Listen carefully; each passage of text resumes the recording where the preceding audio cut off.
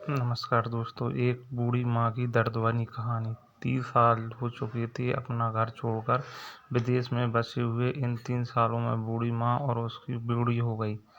75 वर्ष की उम्र में सुलोचना देवी की याददाश्त काफ़ी कमज़ोर होती जा रही थी। उन्हें रोज़मर्रा की चीज़ें याद नहीं रहती थीं, लेकिन जो उन्हें हमेशा याद रहता था, उनका बेटा। दिन हो या रात, पल भी ऐसा न होता जब उन्हें अपने बेटे की याद ना आती हो। दूसरी तरफ बेटा था, जो साल भर में एक बार भी अपनी माँ को फ़ोन कर लिया करता था, 1-2 मिनट बात करके रख देता था। फिर भी वह मूडी टकटकी लगाए इंतज़ार करती रहती थी। एक दिन बेटे का विदेश से फ़ोन आया। हेलो, सुन रही हो माँ? अनिल बोल रहा हूँ, तुम्हारा बेटा। कैसी हो माँ? मैं ठीक हूँ बेटा, तुम, बहू और मेरा पोता कैसे हैं? माँ ने पूछा। सब अच्छे हैं। मैं अगले हफ्ते गाँव आ रहा हूँ तुम्हें लेने। अब हम साथ ही लंदन में रहेंगे। तुम्हारी बहू कह रही थी कि माँ को यहाँ ले आओ, बेचारी अकेली परेशान होती होंगी। बेटे ने कहा। माँ बूढ़ी सूखी आंखें आंसू में भीग गईं। उसने कमजोर शरीर से नस नस में खुशी की लहर दौड़ गई। बेटे और बहू के साथ प्रेम देखकर मन खुशी से भर गया।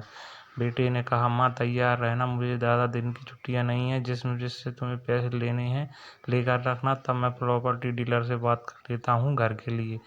घर के लिए? माँ ने पूछा। हाँ, गांव में जाकर बेच देना पड़ेगा। अब हम साथ ही रहेंगे तो वहाँ पर घर पर कोई मतलब नहीं है।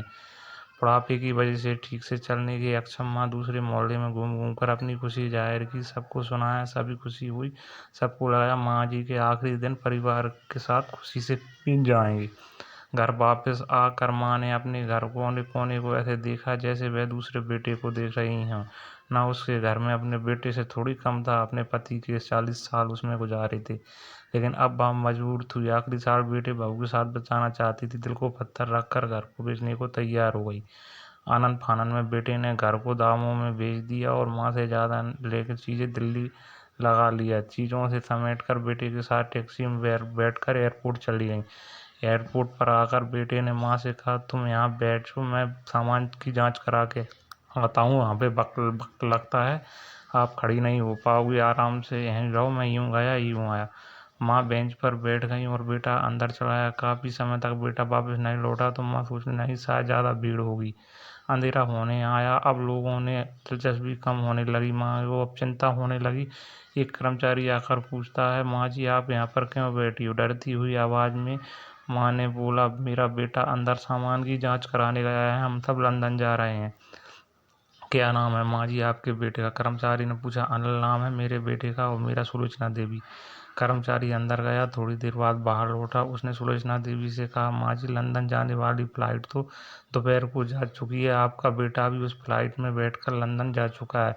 इसका मतलब वह यहाँ से आप घर चली जाओ। क्या जा चुका है और मैं घर जाऊं? हाँ। माँ की आंखों में आंसुओं का सैलाब उठने लगा।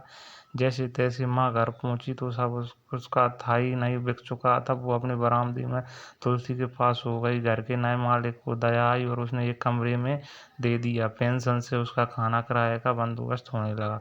कुछ दिनों के बाद घर के नए मालिक सुलोचना देवी से कहा, माँ जी आप अपने रिश्तेदारों के यहाँ पर जाकर क्यों नहीं रहती? इसमें आपको वहीं अच्छा होगा। अच्छा तो होगा, अगर मेरा बेटा वापस आया तो उसका ख्याल कौन रखेगा? मेरा बहुत ही भोला है, उसको अपना ख्याल रखना बिल्कुल नहीं आता। मैं कहीं नहीं जाऊंगी, क्या पता उसे कब मेरी ज़रूरत पड़ जाए। दोस्तों सच बता रहा हूँ, माँ को ऐसी बात सुनकर मेरी आंखों में आंसू आ गए। किसी ने सच ही कहा है, पूत का पूत हो सकता है, माँ को माता नहीं होती। दोस्तों आप सभी से हाथ जोड़कर विनती है, अपने माता पिता को कि जितनी सेवा करना है करो और उनके